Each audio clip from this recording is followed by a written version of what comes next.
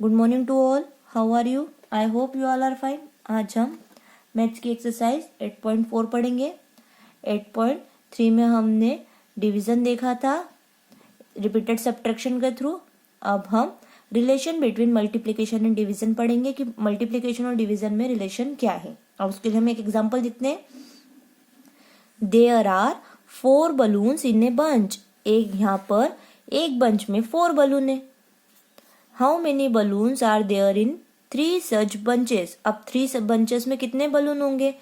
तो 4 कितने time repeat हो रहा है? 4 + 4 + 4, 4 3 टाइम रिपीट हो रहा है, 12। अब हम इसको ऐसे भी लिख सकते हैं कि 4 को हम कब तक प्लस करेंगे? तो 4 का टेबल कितने टाइम ले लेंगे? 3 टाइम। तो 3 4 = 12। ये मल्टीप्लीकेशन फैक्ट होता है, आप सभी को पता है, हमने लास्ट चैप्टर में पढ़ा था कि जब हम एक ही नंबर बार बार रिपीट होता है तो हम उस नंबर को कितने टाइम रिपीट हो रहा है उससे मल्टीप्लाई करके मल्टीप्लिकेशन फैक्ट कर लेते हैं, ताकि हमको बार बार प्लस करने की दिक्कत ना हो। अब consider the same problem in different way. अब हम इसी प्रॉब्लम को थोड़े अलग तरीके से लेते हैं। If there are 12 balloons and 4 balloons are in one bunch. सोचिए, अगर आपके पास 12 बलून है और एक बंच में 4 बलून है, एक बंच में 4 बलून है, then how many such bunches will be there. तो आप टोटल कितने बंचेस की नीड रहेगी कि कितने बंच बनेंगे? आपके पास 12 बलून है और आपको एक बंच में ओनली 4 बलून्स चाहिए। कितने चाहिए? 4 बलून। तो टोटल कितने बंच बनेंगे? तो अब हमको क्या करना पड़ेगा? 12 में से 4 माइनस करेंगे, फिर 4 माइनस करेंगे, जो आंसर आएगा उसके बाद 4 माइनस करेंगे। कब तक करेंगे? जब तक 0 नहीं आएगा। तो अब हमने क्या करा?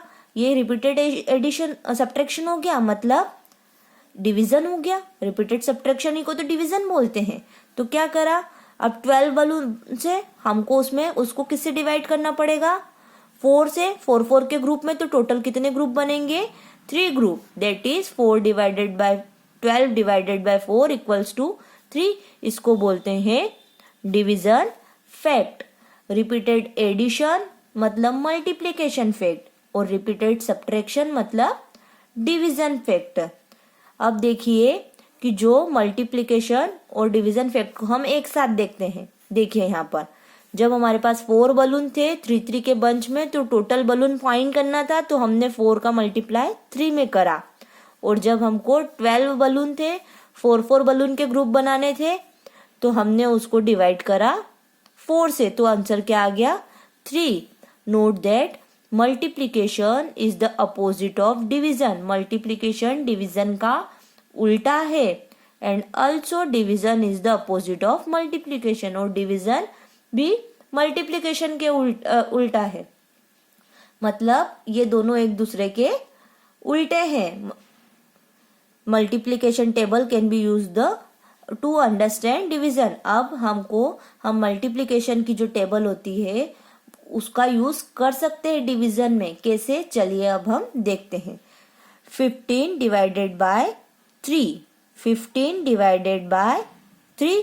अब आप रिकॉल द टेबल ऑफ 3। अब 3 की टेबल सोचिए कि 3 की टेबल में 15 कितने टाइम पे आ रहा है? 3 1 = 3, 3 2 = 6, 3 3 = 9, 3 4 = 12, 3 5 = 15।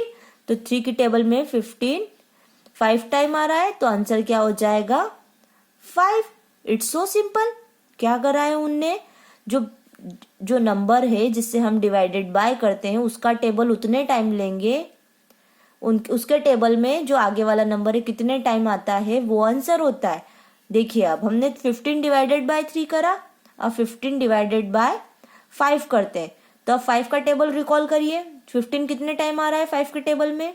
5 1 = 5, 5 2 = 10, 5 3 = 15। तो 5 3 = 15, मतलब क्या आ गया? 15 आ गया। तो कितने टाइम पे आया? 3 टाइम पे। तो आंसर क्या हो जाएगा? 3 हो जाएगा। देखिए अब from the 2 examples note that you can write 2 division facts for given multiplication fact. आप सभी को पता है 3 5 = 15, 3 5 = 15, ये क्या है? मल्टीप्लिकेशन फैक्ट है। तो अब हम इसको 2 टाइप से डिवीजन फैक्ट में लिख सकते हैं कि 15 / 3 = 5। जब हम 15 को 3 से डिवाइड कर रहे हैं तो भी 5 आ रहा है, और 15 को हम 5 से डिवाइड कर रहे हैं तो 3 आ रहा है। ये हम इसको 2 टाइप से लिख सकते हैं डिवीजन फैक्टर को, कि 15 divided by 3 equals to 5 and 15 divided by 5 equals to 3। हम इसको इस टाइप से लिख सकते हैं। हम डिवीजन यूज करने के लिए मल्टीप्लिकेशन टेबल्स का यूज कर सकते हैं। चलिए अब हम एक्सरसाइज देखते हैं। Exercise 8.4 question number 1, write the multiplication facts for the following division problems. The first one has been done for you. हमको मल्टीप्लिकेशन फैक्ट लिखना है डिवीजन प्रॉब्लम के लिए। 10 डिवाइडेड 5 इक्वल्स टू 2। देखिए अब 5 के टेबल में 10 कितने टाइम पे आ रहा है, 5 1 जा 5, 5 2 जा 10, कितने टाइम पे आया 2, तो आंसर क्या हो गया 2। अब यहाँ पर हम इस टाइप से भी लिख सकते हैं कि 2 5 जा भी 10 होता है एंड 5 2 जा भी 10। ये इसका मल्टीप्लिकेशन फैक्ट हो गया और आंसर क्या हुआ, ये 2 हो गया। अब 18 डिवाइडेड बाय 9, तो क्या हो रहा है, 9 के टेबल में 18 कितने टाइम पे आ रहा है, 9 1 जा 9, 9 2 जा 18, तो आंसर क्या हो गया 2। अब हम इसको मल्टीप्लिकेशन फैक्टर में कैसे लिख सकते हैं, 2 9 जा भी 18 होता है, 2 इंटू 9, 2 9 जा 18 और 9 2 जा भी 18 होता है, तो 9 2 जा भी 18 हो गया। अब इस टाइप से इसको लिख सकते हैं। ये डिवीजन प्रॉब्लम हो गई और ये इसके मल्टीप्लिकेशन फैक्ट हो गए। अब 36 डिवाइडेड बाय 6, 6 के टेबल में 36 कितने टाइम आ रहा है, 6 1 जा 6, 6 2 जा 12, 6 3 जा 18, 6 4 जा 24, 6 5 जा 30, 6 6 जा 36, तो कितने टाइम में आ रहा है, 6 के टेबल में 36 6 टाइम में, तो इसका मल्टीप्लिकेशन फैक्ट क्या हो जाएगा, 6 6 जा 36 एंड 6 6 जा 36। क्योंकि सेम नंबर है तो इनकी प्लेसेस चेंज कर देंगे तो भी कुछ मतलब नहीं है। यहाँ पर प्लेसेस चेंज करी हमने, 2 9 जा 18 हो गया और यहाँ 9 2 जा 18 हो गया। ठीक ऐसे ही अब 48 के टेबल में 48 8 से कितने टाइम में डिवाइड हो रहा है, तो 8 की टेबल लेंगे हम कि 8 की टेबल में कितने टाइम पे 48 आ रहा है, 8 1 जा 8, 8 2 जा 16, 8 3 जा 24, 8 4 जा 32, 8 5 जा 40, 8 6 जा 48, तो कितने टाइम में आया, 8 6 जा 48। अब इसका मल्टीप्लिकेशन फैक्ट क्या हो जाएगा, 8 6 जा 48 और 6 8 जा 48, दोनों टाइम में 48 आता है। ठीक है, ऐसे ही 25 के टेबल में 20 कितने टाइम में आ रहा है, 5 1 जा 5, 5 2 जा 10, 5 3 जा 15, 5 4 जा 20, तो इसको भी हम इस टाइप से लिख सकते हैं, 5 इंटू 4, 5 4 जा 20 या 4 5 जा 20। इसको हम इस टाइप से सॉल्व करेंगे। Now question number 2, use the multiplication tables and solve the division problem. अब हमको क्या देखना है, मल्टीप्लिकेशन टेबल देखनी है और डिवीजन प्रॉब्लम को सॉल्व करना है। चलिए अब कैसे करेंगे, 2 के टेबल में 6 कितने टाइम पे आता है, 2 1 जा 2, 2 2 जा 4, 2 3 जा 6, कितने टाइम पे आया, 3 टाइम पे, तो आंसर क्या हो गया हमारा 3। अब 5 के टेबल में 40, 5 1 जा 5, 5 2 जा 10, 5 3 जा 15, 5 4 जा 20, 5 5 जा 25, 5 6 जा 30, 5 7 जा 35, 5 8 जा 40, तो 5 के टेबल में 40 कितने टाइम पे आया, 8 टाइम पे, तो डिवीजन जो आंसर क्या आएगा 8।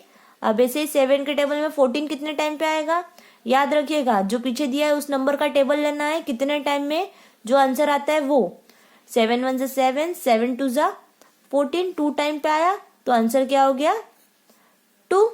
ऐसे ही 3 का टेबल में 21 कितने टाइम पे आता है, 3 1 जा 3, 3 2 जा 6, 3 3 जा 9, 3 4 जा 12, 3 5 जा 15, 3 6 जा 18, 3 7 जा 21, कितने टाइम पे आया 7 टाइम में, तो आंसर क्या हो गया 7। अब 5 के टेबल में 25 कितने टाइम में आ रहा है, 5 1 जा 5, 5 2 जा 10, 5 3 जा 15, 5 4 जा 20, 5 5 जा 25, तो आंसर क्या हो गया 5। इस टाइप से आपको ये बाकी के सम्स सॉल्व करने हैं, करिएगा। Thank you.